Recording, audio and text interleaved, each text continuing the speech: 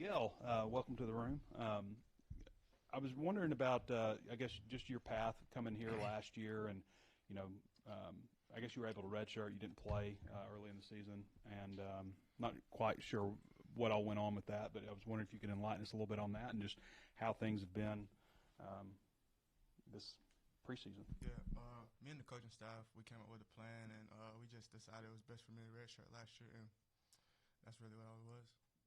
And then how things have been this preseason, Coach? I think it was Williams said you had a really high FBI. FBI. Yeah, football IQ. Oh yeah. Off season been great, man. Going through the spring, just going on the second year in the defense. I feel like everything's clicking, picking up more, and just being able to grow in this defense been great. Larry, I think you told us like you are going to bounce around everywhere. We saw you at Hog today. Just do you like have a preference on either one, or like? Wherever I could be a dog at on the field, that's where I'm going to be at. I mean, I think we saw you do some Hog during the spring. How much of that are you doing so far in fall camp? And does either spot fit you better? Or? Like Larry said, I'm just trying to get on the field. Whatever I can do to help the team, I'll play. I want to ask you about your relationship with T. Will, and just like what brought you here, basically. So T. Will was at Auburn. He recruited my brother. He went to Auburn as well, so the relationship was already there. And when I hopped in the portal, Arkansas reached out, of course, and I weighed my options, and at the end of the day, I felt as if this was the best place for me. Miguel, the bowl game performance you had last year and the team, how does that play into maybe your confidence going into the season and more playing time and stuff? It's really just a great propel to next season. Offense and defense, we had a really good game, and that's great. You're just going into the off season, having that feels a lot better coming off a victory than the season, a loss. Can't forget about that pick now. Would you mind breaking down maybe the skill sets that these two guys have? Both of these guys make my job a lot easier. I would definitely say that. They're great communicators. Their football intelligence is very, very high. So if I'm on this, we're always on the same page, and it's just like a big jail back there in the back end. Just to follow up with your brother playing at Auburn, I mean, what do you kind of remember those days like? I think Coach Woodson was saying that that connection was there from you being on campus a little bit. It was a minute ago because, he graduated a while ago, but I remember it feeling like a family, especially T. Will, because every time I went up there, it was, it's the people, you know what I mean? And when T. Will left, and I hopped in the portal, it was, man, I felt that same feeling that I felt at Auburn, and it all came down to the people, ultimately T. Will and Woodson. For any of you guys, a guy that we've heard a lot about is Andrew Harris. I mean, what do you think he does well? What stands out? He a dog.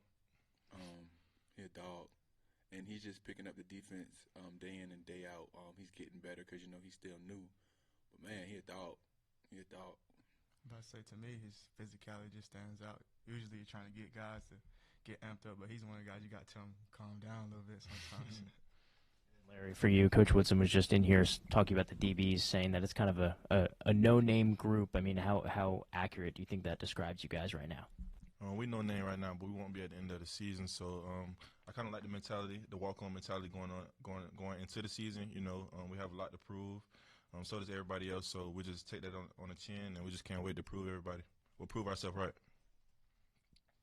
wonder if all you guys could tell us a little bit about J.J. Shelton. I mean, he was recruited as a linebacker, played hog, and now he's at boundary safety. Coach Woodson said he's going to help y'all this year. Oh yeah, he definitely going to help us this year. I'm so glad to have J.J. Shelton in the room. It's like my little brother in the room, So he growing as a person, as a man, as a young man as well. So it's great to have him in this room. Young player with a lot of talent. He's still learning every day. Getting better as well, but he definitely gonna help this room. But say, even though he's new to the position, you can tell he has a lot of natural ability, and this is his first camp, but he's coming along well. He's growing really fast. Miguel, I've bet a bunch of people don't know, you had like the second fastest time. I think you and Mike Washington tied at like 22.3 miles an hour. I think you see 6'1", 222 at safety. A lot of people don't expect that speed. Can you talk about that and your, I guess, just other attributes you feel like you bring to the table? Yeah, I don't know how I'm so fast. One of the corners, Julian, he asked me one day, he came up to me like workouts, he was like, how are you so fast? I was like, shit, I don't know. Always been this way. I don't know. But I just feel like it helps me all around. I always played, I played all three sports growing up, and I feel like those attributes carry over to football, and I feel like that's what helps me be a great player. What led you here from Florida? Initially, it was the relationship I had with D. Will, who's now at Florida. But I knew about T. Will out of high school because he coached KJ Britt. Me and him went to the same high school. He coached him at Auburn, and he ended up coming. I always knew about T. Will and his energy, and he ended up going like I think fourth round, coming out fourth round. And I talked to KJ a little bit about him, and just everybody checked off. I met Coach Woodson, and I just loved the relationship in the room that was in there. Tough was it? No, you mentioned redshirting last year when you weren't able to play in games, especially the first half of the season. Kind of, how difficult was that for you? I just made the most of my opportunity when it came towards the end of the season. Caleb, was there anything specifically about your 3 years at Auburn that kind of helped you transition a little easier here at Arkansas? Level of experience in playing in this conference, playing in Iron Bowl, playing in the Deep South's oldest rivalry. Like I said, this is the SEC, and there's competition everywhere. Every week you got to bring your A game because every week or any given week you can get beaten. So playing at Auburn and the experience that I have definitely helps. And for any of you guys, just what have y'all seen out of Caleb, and how is he what has he brought to this room? Man, he brought a whole lot of energy to this room. He brought also another vet to this room. So, it's different from having a younger guy in the room compared to having an older guy with some experience that's ready to just plug and play right now, So just that ability that he's ready to plug and play, and that SEC experience definitely helped for sure. And he stole my answer too, but just the energy he brings every day. I say he's consistent with it. That's a big thing too. Give you a chance to go first. Can you talk about Larry and then Caleb, if you could? Don't speak too high on me now. Obviously, the first thing with Larry is, he's like a superhero. He's 6'3", 6'4", 220. He flies around, but just him, he putting it all together. And most of the guys, it usually don't translate, but for him, it translates to me. When I first got here, I went to the facility, worked out Saturdays, and lo and behold, he's there. And we did that every single weekend, putting in time every single weekend, putting in time, and that's helped our relationship grow. But man, you talk about a walk-on mentality. Everything he do is down to the details, and the way he approaches the game, the passion he plays with. Man, I'm looking forward to the season playing so alongside three. It's been a minute since Nick Perry was in the room. I think it was last week, and he said the safeties at that point were getting more turnovers through that point of camp. Who might be near the top of the turnover chart? I think I might be at the top. I got 3 on. I don't know. I think I might be at the top. I can't lie to you. Keyshawn DeVilla. Keyshawn DeVilla.